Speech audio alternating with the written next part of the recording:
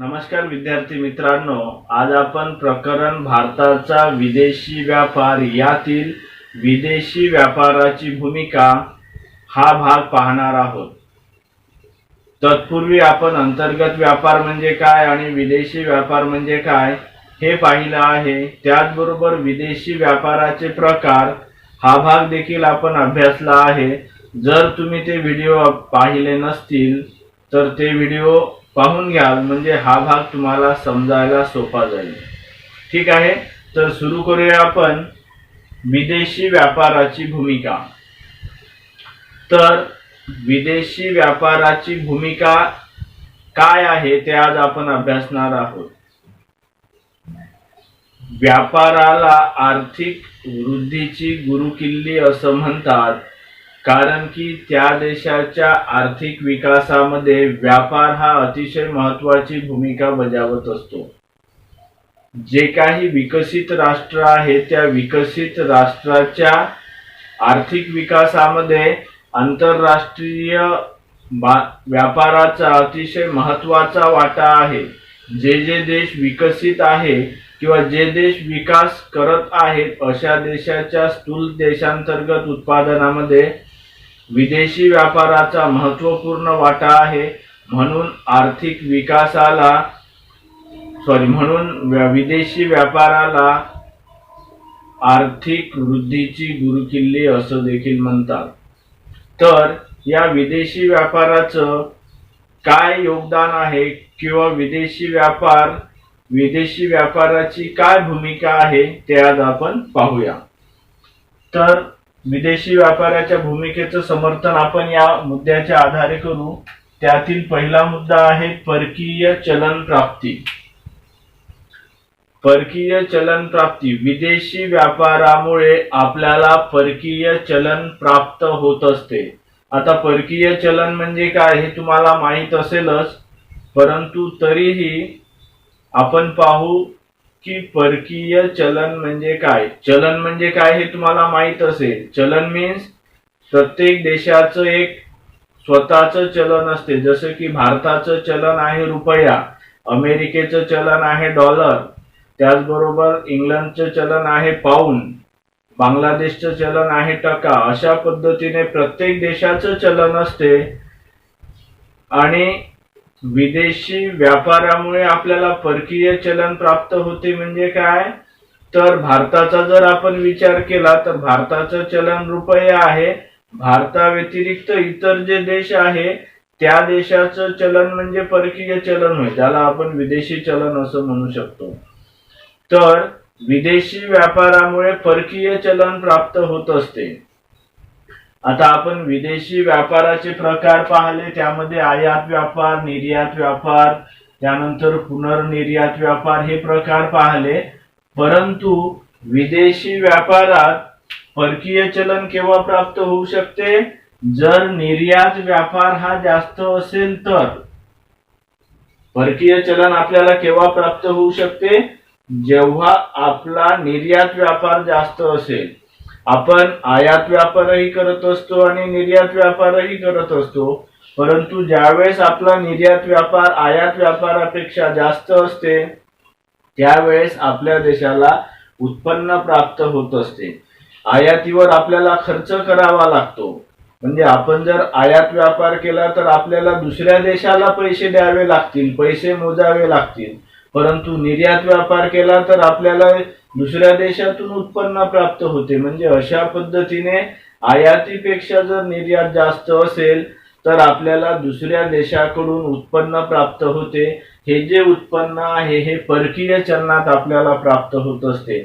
आणि हे परकीय चलनात प्राप्त झालेले उत्पन्न म्हणजे आपल्या देशाच्या राष्ट्रीय उत्पन्नामध्ये त्याचा समावेश होत असतो। तर या उत्पन्नापासून, परकीय चलनापासून आपल्याला आपल्या देशात उत्पादनात वाढ करता येते।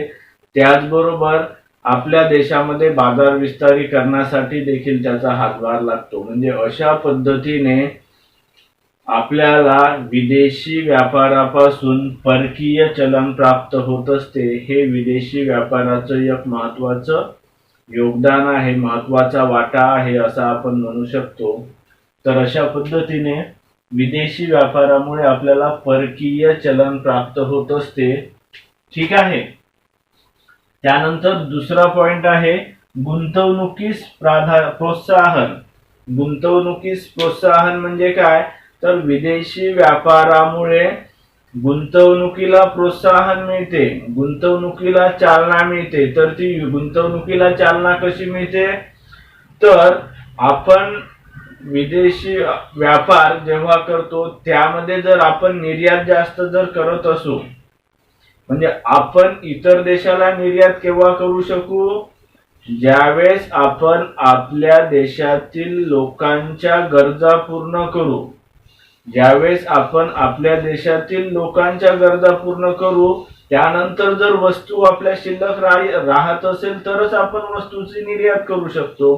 म्हणजे अशा पद्धतीने विदेशी व्यापार करताना किंवा निर्यात करताना पहिले आपल्या देशातील वस्तू लोकांच्या गरजा भागविल्या जातात, त्यानंतर आपण वस्तूची निर्यात करत असतो. म्हणजे अशा पद्धतीने काय होते, जेव्हा आपण निर्यात करतो त्यावेळेस निर्यातीकरिता आपल्याला जास्तीत जास्त उत्पादन करावं लागते.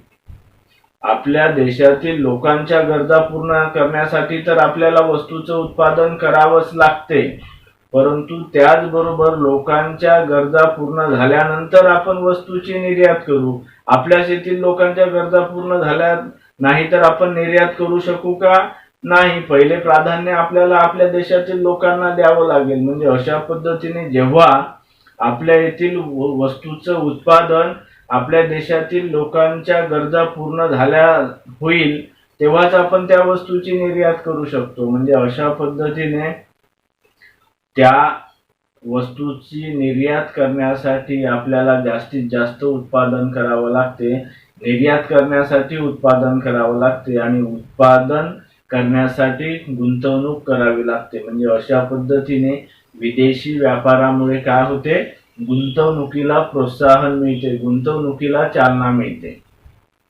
तर अशा पद्धतीने विदेशी व्यापारामुळे गुंतवणुकीस प्रोत्साहन किंवा चालना मिळते असं आपण म्हणू शकतो. त्यानंतर तिसरा पॉइंट आहे तो म्हणजे श्रम विभागणी आणि विशेषीकरण. तर विदेशी व्यापारामुळे आंतरराष्ट्रीय पातळीवर श्रम विभागणी आणि विशेषीकरण होते. आता श्रम विभागणी आणि विशेषीकरण होते म्हणजे काय, तर श्रम विभागणी म्हणजे काय, तर ज्या देशामध्ये श्रम मुबलक प्रमाणात उपलब्ध आहे, ज्या देशामध्ये श्रमिकाची संख्या जास्त आहे, तिथे श्रमिक हे कमी पैशामध्ये उपलब्ध होतात, कमी मजुरीवर उपलब्ध होतात.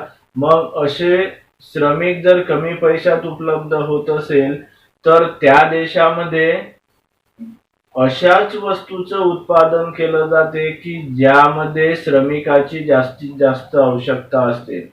म्हणजे सांगायचं तात्पर्य हे, ज्या देशात श्रमिक जास्त प्रमाणात उपलब्ध असेल त्या देशामध्ये श्रमप्रधान वस्तूचं उत्पादन केले जाते आणि श्रमप्रधान वस्तूचं उत्पादन केल्यामुळे श्रम स्वस्त असल्यामुळे त्या वस्तूचा उत्पादन खर्च कमी येतो. उत्पादन खर्च कमी आल्यामुळे वस्तूची किंमतही कमी राहते आणि उत्पादन खर्च कमी राहिल्यामुळे आणि किंमत कमी राहिल्यामुळे ती वस्तू आपल्याला दुसऱ्या देशामध्ये निर्यात करता येते. म्हणजे अशा पद्धतीने ज्या देशात श्रमिक जास्त प्रमाणात उपलब्ध आहे तिथे श्रमप्रधान वस्तूचं उत्पादन करून, ज्या देशामध्ये श्रम कमी प्रमाणात उपलब्ध आहे तिथे त्या वस्तूची निर्यात करता येते. म्हणजे तिथे आणि इथे म्हणजे आंतरराष्ट्रीय स्तरावर श्रम विभागणी होते असं आपण म्हणू शकतो. त्याचबरोबर विशेषीकरण म्हणजे काय, तर ज्या देशामध्ये जास्तीत जास्त प्रमाणामध्ये एखादी वस्तू जर उपलब्ध असेल, जसं की भारतामध्ये नैसर्गिक साधन संपत्ती जास्त प्रमाणामध्ये उपलब्ध आहे, तर भारताने ज्या वस्तूच्या उत्पादनात नैसर्गिक साधन सामग्रीचा जास्तीत जास्त उपयोग होतो अशा वस्तूचं जर उत्पादन केलं तर त्या वस्तूचा उत्पादन खर्च कमी येईल. त्या वस्तूचा उत्पादन खर्च कमी आल्यामुळे त्या वस्तूची किंमत कमी राहील आणि या वस्तू या वस्तूचं जास्तीत जास्त उत्पादन करून ह्या वस्तू इतर देशाला निर्यात करता येतात. म्हणजे अशा पद्धतीने एखाद्या वस्तूच्या बाबत याला विशेषीकरण असं म्हणता येते. म्हणजे ज्या वस्तूच्या उत्पादनात कमीत कमी खर्च येतो त्या वस्तूचं जास्तीत जास्त उत्पादन करायचं आणि त्या वस्तू इतर देशाला निर्यात करायचं. आणि ज्या वस्तूच्या उत्पादनात जास्त खर्च येतो अशा वस्तू आपण विदेशातून आयात करायच्या. म्हणजे अशा पद्धतीने श्रम विभागणी आणि विशेषीकरण होते. म्हणजे अशा पद्धतीने विदेशी व्यापारामुळे आंतरराष्ट्रीय पातळीवर श्रम विभागणी आणि विशेषीकरण होते असं आपण म्हणू शकतो. यानंतर चौथं पॉइंट आहे तो म्हणजे संसाधनाचे पर्याप्त वाटप आणि वापर. विदेशी व्यापारामुळे जी काही दुर्मिळ संसाधने आहे ही दुर्मिळ संसाधने जागतिक लेवलवर अशा पद्धतीने त्याचा वापर केला जातो की जिथे त्याचा जास्तीत जास्त लाभ मिळेल. म्हणजे दुर्मिळ संसाधने ही अधिक लाभाच्याच ठिकाणी वापरले जातात. त्यामुळे जागतिक पातळीवर त्या संसाधनाचा योग्य वाटप आणि वापर होतो असं आपण म्हणू शकतो. म्हणजे काही संसाधने हे दुर्मिळ असतात. अशा दुर्मिळ संसाधनाचा जिथे जास्तीत जास्त लाभ होईल अशाच ठिकाणी वापर केला जातो. ते अशाच ठिकाणी त्या संसाधनाचं वाटप केलं जाते की ज्यामुळे आंतरराष्ट्रीय स्तरावर जी काही संसाधने आहेत त्या संसाधनाचा पर्याप्त वाटप आणि वापर होते असं आपण म्हणू शकतो. त्यानंतरचा पॉइंट आहे तो मीन्स किंमत पातळीतील स्थैर्य. विदेशी व्यापारामुळे किंमत पातळीमध्ये देखील स्थैर्य राखले जाते. आता विदेशी व्यापारामुळे किंमत पातळी स्थैर्य कसं राखलं जाते तर जर देशामध्ये एखाद्या वस्तूची मागणी वाढली तर त्या वस्तूची किंमत वाढते आणि मग त्या वस्तूची किंमत स्थिर ठेवण्यासाठी त्या देशात त्या वस्तूचा पुरवठा वाढणे देखील आवश्यक असते. म्हणजे मागणी वाढली तर किंमत वाढते. मग ही किंमत न वाढण्यासाठी ही किंमत स्थिर ठेवण्यासाठी विदेशातून काही वस्तूची जर आपण निर्यात केली तर किंमत पातळी स्थिर ठेवता येते. म्हणजे अशा पद्धतीने देशांतर्गत वस्तूची मागणी वाढली तर त्या वस्तूची किंमत वाढू शकते. परंतु त्या वस्तूची जर आपण आयात केली तर त्या वस्तूची आयात केल्यामुळे देशात मागणी आणि पुरवठ्यात संतुलन राखलं जाते. त्यामुळे किंमत पातळी देखील स्थिर राहते. म्हणजे अशा पद्धतीने विदेशी व्यापारामुळे किंमत पातळीत स्थैर्य राखले जाते असं आपण म्हणू शकतो. नंतरचा पॉइंट आहे तो मीन्स बहुविध पर्यायांची उपलब्धता. बहुविध पर्यायाची उपलब्धता म्हणजे काय तर विविध पर्यायांची उपलब्धता. विदेशी व्यापारामुळे आपल्याला एकाच वस्तूसाठी विविध वस्तू आपल्याला उपलब्ध होतात. म्हणजे सांगायचं तात्पर्य हे की समजा आपल्याला मोबाईल घ्यायचा आहे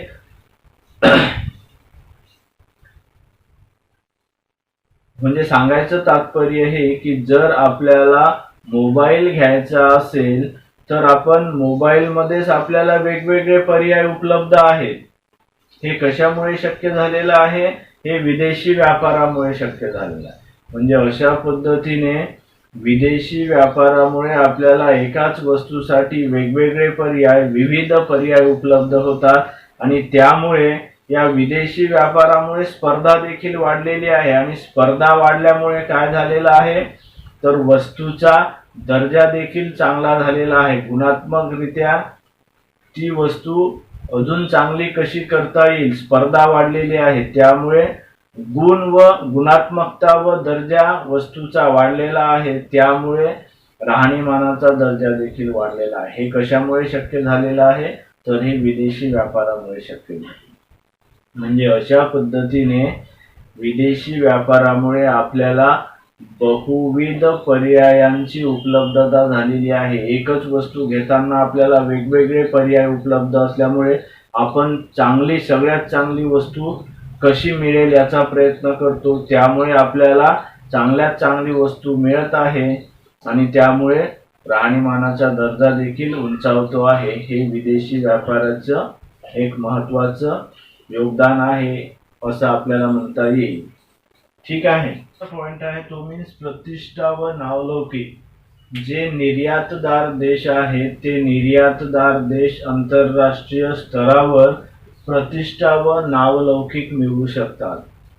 ज्या देशाचा आंतरराष्ट्रीय व्यापारामध्ये सहभाग आहे, जे देश निर्यातदार देश आहेत, अशा देशाची आंतरराष्ट्रीय स्तरावर पत वाढत असते। जसे की जर्मनी, जापान, स्वित्झर्लंड इत्यादी देश हे निर्यातदार देश आहेत। हे इलेक्ट्रॉनिक वस्तूची निर्यात करतात आणि म्हणून या देशाची आंतरराष्ट्रीय स्तरावर नावलौकिक आणि प्रतिष्ठा वाढलेली आहे। म्हणजे अशा पद्धतीने जे निर्यातदार देश आहेत, या निर्यातदार देशाची आंतरराष्ट्रीय स्तरावर प्रतिष्ठा आणि नावलौकिक झालेला आहे। तो कशामुळे झालेला आहे, तर तो विदेशी व्यापारामुळे झालेला आहे असं आपण म्हणू शकतो। तर अशा पद्धतीने विदेशी व्यापाराची अशा पद्धतीने आर्थिक विकासामध्ये महत्त्वाची भूमिका आहे असं आपण म्हणू शकतो। तर ठीक आहे, हे सगळे पॉइंट तुम्हाला समजले असतील अशी मी अपेक्षा करतो आणि आजचा भाग इथे संपलेला आहे। यानंतर आपण पुढील व्हिडिओमध्ये पाहू। आजचा व्हिडिओ कसा वाटला, आवडल्यास नक्की लाईक, कमेंट, शेअर करा आणि चॅनल जर सबस्क्राईब केलं नसेल तर नक्की सबस्क्राईब करा। ठीक आहे, धन्यवाद।